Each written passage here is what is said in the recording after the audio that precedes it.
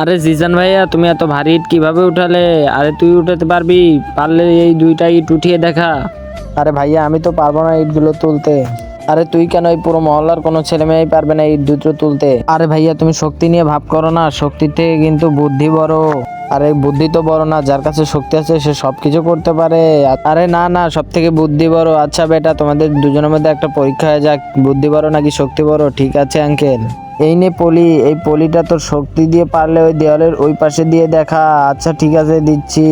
এই দুইটা ছবির মধ্যে যেকোনো একটাকে ভালোবাসলে লাইক এন্ড সাবস্ক্রাইব করো। আমি জানি দুষ্টু ছেলেমেয়েরা লাইক সাবস্ক্রাইব করবে না।